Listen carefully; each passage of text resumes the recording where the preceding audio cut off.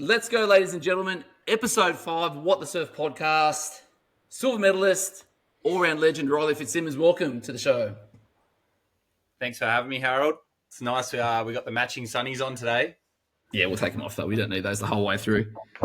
So let's start with it. Do they make you faster? Hat backwards and sunnies on, number one paddler, front of the boat. Well, yeah, the boys all wear the hats forwards in the boat, but I reckon it's a bit of an aero thing. If I'm sitting up front, I've got to wear it backwards.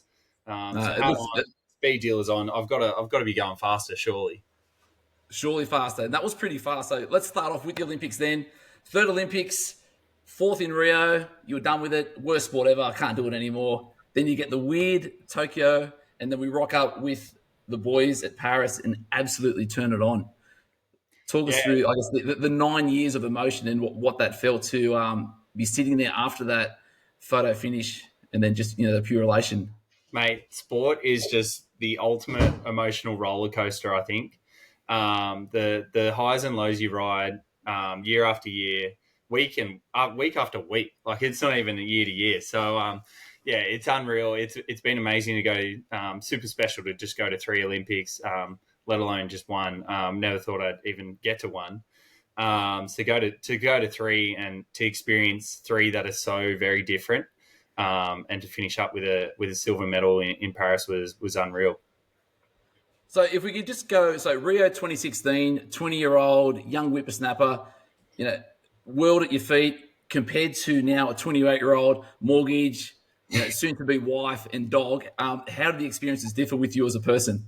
Yeah, crazy. I mean, like 2016, I started out in paddling in 2012, and then just was following my little idol Lachlan Tame out of Avoca Beach, and we started this dream. We really wanted to go to the Olympics together. He started his Olympic dream well before me, but I think it was a part of my sort of dream was to have two Avoca boys go to the Olympics together. Was on this fast learning curve, made the team for 2016. Was 19 years old in Rio and was the youngest competitor in the field, and was super special to have family there. It was like a big party and a dream sort of achievement for me. And then to come off that high of high, although it was a 4th place, it was still unreal for me to just even go to the biggest sporting carnival in the world. And then to come home and try to find motivation to go again was the hardest part for me. And then, the weird experience in Tokyo being COVID, not having any atmosphere or crowds there, bit of a whirlwind and some disappointing results, but some special times sort of paddling with some of my really closest mates that, will be lifelong friends forever. And then now going into this sort of new era of kayaking for Australia, where we've got all these young guys coming through.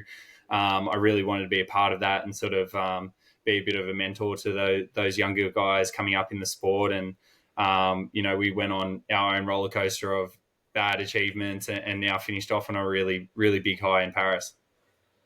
So with, you're saying, alluding to the youth of the sport, coming through now, it's so evident when you get to a New South Wales state titles, Queensland state titles, and then at the Australian titles, the amount of fast young male paddlers there are in the nation is just insane. So I guess you being the old man with the target now on your back, it must keep you pretty honest.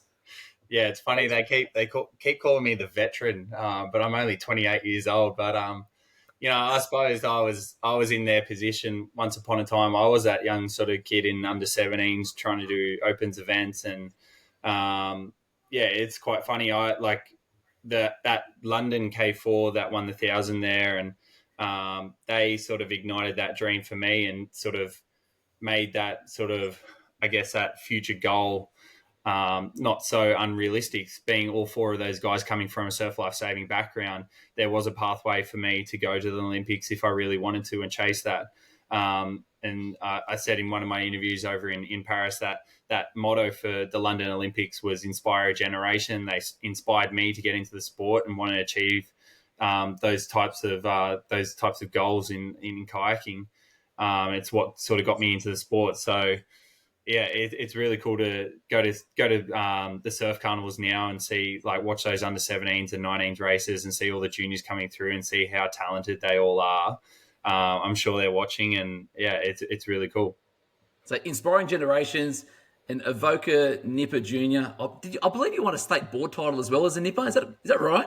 Yeah, I've won a few junior Australian board titles and board medals. So yeah, through 15, 17s and 19s, I medaled in every Aussie board race, and then once I got to 17s and 19s, was doing the ski paddling. But yeah, we had quite the competitive age group. Max Brooks, who's now an Australian Ironman champion. Dan Collins was sort of the bottom age, my age category, and he's now Australian Ironman champion. We had some really competitive age groups there, which was really cool. We had the likes of Jet Kenny and all that. So, yeah, it was awesome coming up in the junior ranks. But, I don't think I'd be able to float a board anymore. Yeah, they do make them over 110. What are you, 105? Just pure muscle? Thereabouts? I raced Paris at 97, but I dare say I'll be in the triple figures now after the Bucks weekend. Yeah, as it should. Now, so inspiration, let's get back to the club level there. So early morning surfs before school, Nippers training in the afternoon, jumps off mugs. Who were the guys that helped support you through, I guess, your surf journey and then get onto the flat water at the Avoca Lake? Yeah, we had so many of those sort of mentoring idols and role models around Avoca Surf Club growing up. The likes of Lachlan Tane, Ben Hamilton, Gordon Jones, Gordo's dad Spike, so many guys that were inspiring me along the way. Matt Jones, and Richard Bridie. The list goes on. I mean, there's so many ski paddling sessions that I was sort of going to, and I was always the young whippersnapper trying to push Lockie along, and Richard Bridie was sort of whispering in my ear, you two have got to go to the Olympics together. How unreal would that be? And it's kind of convinced me to sort of try chase that dream as well and have two Avoca guys go. Gordo, who even came over to Paris to watch, it was unreal to have him, and he's watched my sort of career from the very start. It's been so special, and just unreal people that want to give back to the sport and stay around the sport. It's kind of it's what you need in surf clubs, and it's sort of instilled in me that I want to stay around in the sport and give back to that youth and that generation coming through. What a segue, because my next question was, so I guess a smaller, not really rural, but a country club at Avoca Beach compared to that of B&B Northcliffe. So you've got this massive super club to, Avoca, all doing to the best of their ability. What are the synergies, what are the similarities that you've seen across both clubs, throughout your last, what are we at now, 15, 20 years in the movement? Yeah, it's they're both so different, and there's Avoca where we're such a small club, and we kind of bat above our average and are seen as the underdogs, and we love that kind of status when we go into those Aussie finals and want to knock over the bigger clubs. But I think what sort of is quite similar across the both of them is sort of the team camaraderie, and you end up getting quite close with a lot of those people. I think what's been unique about B&B Northcliffe is a lot of the people haven't grown up at Northcliffe, and they've come to this big super club trying to achieve their own dream goals, and being in those teams with them that really sort of ignites us and brings us together for that one common goal. And it's awesome to be in sort of those teams with absolute superstars of the sport go around. I mean, growing up, I always looked at Northcliffe as this big powerhouse with the Ecksteins and the Zane Holmes and Crystal Smiths, and they're this huge club that has all these superstars, and now to be a part of it is quite special. And to be given these types of opportunities, like winning a 6-person Taplin at an Aussies, is something that I never thought I'd get close to. So, it's quite an honor and a privilege to be a part of those teams and be a part of such a historic surf club. So on from teams, next week or the week after world titles, you're back on the ski again? Yeah, I haven't competed in a world championship since I think it was 2018 down at Adelaide for Avoca. And my one event was just the ski race down there, and it ended up coming away with the title, which was pretty cool. So we haven't had an interclub world championship since then. So I guess technically I'm defending the title again, yes, with B&D Northcliffe. But I've got a few more events on my schedule for this carnival, doing a few sprint relays, I think, and some tube rescue drags, and mixing it up. So it should be good fun. But I've been brought in do a job for the team and collect points for the surf club. And BMD Northcliffe have been world champions since 2008, I think. So yeah, it'd be awesome to keep that record intact and keep them undefeated since then. Now, sprint relay. Are you a two-hand grabber with the butterflies out, getting it through, or you just one-hand grab and go? No, I was taught the skill at Nippers out of Avoca on a Sunday or Saturday down at the beach. You got to have the butterflies out and soft hands, take the impact in. So I've done a few of those, and I've been on a few interstate teams with New South Wales, and I just look like a lizard, flat out down the beach track, legs out the side, arms everywhere, and just huffing and puffing like a choo-choo train down the beach. Now, do you know what number you're going to be running? Because your shoulders, because they won't be able to get past you on the changeover. The shoulders will be way too big. No idea, but I've been a bit of an anchor man in the ski relay, so maybe I'll have to be an anchor man in the beach relay. I don't think I've got the greatest start in the world. No, probably a bit of a run up. So we'll see. Get it change over nice and tight. No pressure because I'll need the points.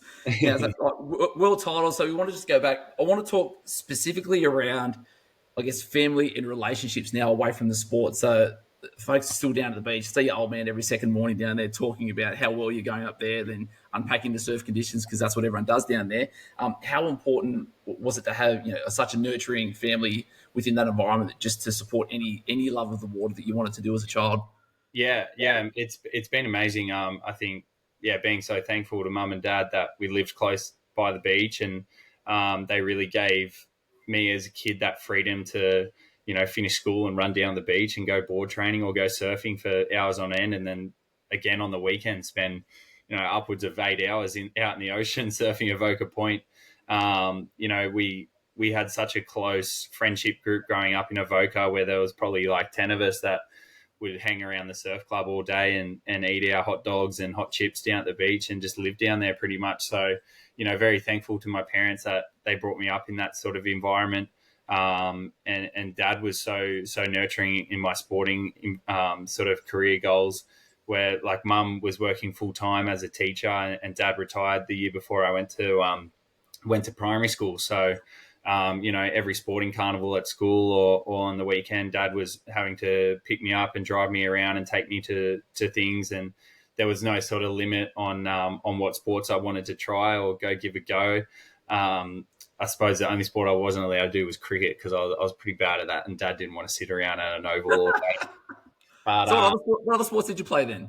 Oh, I played rugby league, with the Kincumber Colts, Erina Eagles, and Terrigal Sharks, and played with, the likes of Nico Hines, Connor Watson, the Safidi brothers, all through my junior career on the Central Coast, which is, it's really cool to see them playing the NRL now and see them achieve their dreams as well.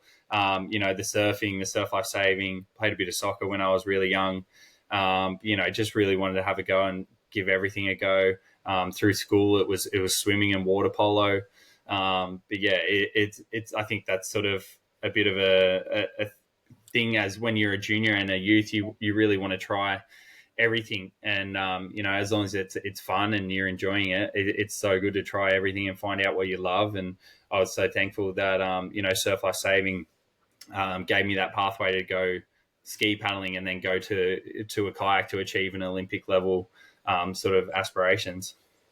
So with the kayak club there at Avoca, it would have been in the really infancy stage of that. So Pommy set that up early. There probably would have been too many out in the water. Special crews, something specifically in that shallow water that makes everyone paddle fast out of that lake. Yeah, it was when I first started, it was very minuscule. It was really just Lockie and myself, and Gordo and Pete Mitchell would sort of come down and join us every now and then. And then we started going to some regattas and getting results and making teams, and it kind of has grown from there, where younger kids in the surf club had wanted to get in a kayak and join as well. And what Pommy's done down there has been unreal, sort of creating the kayak club and a little hub for everyone to store their kayaks and then go training in the Arvo, which we never really had. We had kayaks on the roof of our cars, and we'd go park under a tree and hop on, or so to have a place where everyone can go to and come around and train at is super special. And we've always said that, it's always helped us that Avoca Lake, the we've got the perfect 1K straight all the way up the course, but it's probably only half a meter, and the more shallow it is, anyone will know who's paddled it. Your boat just sits like this, and it just plows along like that, and it's very hard work. But it's probably instilled a bit of resilience in us as young paddlers. Yeah, because there was no hot showers or electricity, which is the what they've got down there now. So there's so early mornings, 5 degrees, and 30-minute showers for the kids trying to get their core temperature back up to something, and you didn't have any of that. I know. Yeah, no, it's cool. It's really cool to see that they've built that down there, and yeah, I've definitely got to get down there more, and yeah. So good. Now, getting married very, very soon, big time in your life, but how, it's probably, how do you put it into words? Having an elite fiance or life partner that understands everything you're trying to achieve. So the amount of sacrifice socially, I guess, economically, time-wise, and even just having your sole focus on yourself, but then having a partner there with similar goals. Can you just, I guess, unpack this relationship you have, because it's pretty special. It is very, very special. Yeah, it is. It is very special, and I've been so lucky that she's been able to support me on my journey. And we both ride the highs and lows of each other's careers. I've been so lucky that she's had me involved in her career, doing the handling jobs at carnivals I can get to, and it's the behind the scenes that people won't see. That the stresses and the hard work that goes into what she does. I mean, training for 4 disciplines is quite incredible, and something that I could never really do. And it's super special, and to have that understanding of what each other is going through in a sort of high performance sport level is really key. And we've created this kind of environment home where it's really healthy for us to come home and unload on anything that's dwelling on our mind, and we've both got a really good understanding of what each other's going through, and how to fix those problems if there are any. And that's probably the hard thing, and probably most people with marriages as well, is when we're trying to either fix a problem or we just need to be that ear, because I'm assuming that most of the problems that you both would have, you would know what the answer is, and you probably want to jump in and fix it straight away. Yeah, we're both pretty practical, where we understand the reality of things, and quite simple minded, where we're just it's pretty easy to pick out what the problem is, and to fix it and get over it. But yeah, she's done incredible in her career, and it's very special to be a part of. She's a Hall of Famer in surf life saving now, and what she's been able to achieve in her career is really special. Being on Australian teams as a swimmer, multi-sport talented, and yeah, it's really, really cool.